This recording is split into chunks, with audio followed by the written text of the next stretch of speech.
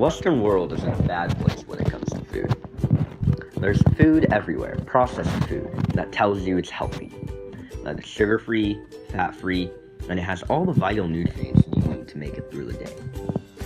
In reality, sugar is everywhere. Compared to 200 years ago, we consume 1,000% more sugar per day. In the Western diet, we eat a lot of carbohydrates. The carbohydrates become glucose in our body. And when there's glucose in the body, our pancreas creates insulin to absorb it. The insulin absorbs the glucose and keeps our body healthy. We eat a lot of carbs. And with a lot of carbs, we have a lot of glucose. When there's too much glucose in our body, the insulin tries to absorb it.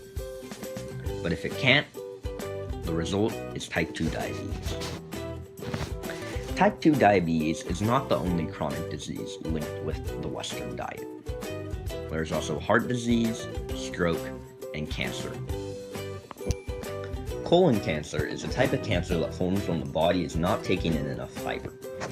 Stephen O'Keefe, a professor at the University of Pittsburgh Medical Center, did some research on this subject. He flew over to Africa and looked at the African diet. It consisted of many roots and fruit, foods that are high in fiber. Africans also have a lower rate of colon cancer. Stephen O'Keefe also looked at African Americans in the US. African Americans have one of the highest colon cancer rates in the world. The Western diet that these African Americans eat has a lot of meat and foods that are low in fiber. Now, fiber feeds bacteria in the colon that keeps the colon healthy. The lack of fiber prevents the bacteria that keeps your colon healthy from protecting your body, resulting in colon cancer. Heart disease is another disease linked to diet. The vitamins omega-3 and omega-6 contribute to this problem. Omega-3 comes from plants, while omega-6 comes from seeds. The modern diet eats more seeds than plants. When there is more omega-6 in the body, the omega-3 in your body is pushed out. And the lack of omega-3 can increase the risk of heart disease and depression in people of all ages. So there are many factors that make it difficult to eat healthy in modern day society. So the question remains, how do we eat healthy in such a treacherous environment? The answer boils down to something that Michael Pollan summarizes in 3 words. Eat food, mostly plants, not a lot. To teach yourself to follow these principles, there are a few psychological concepts to follow so you can achieve this goal. Firstly, ignore the middle of supermarkets.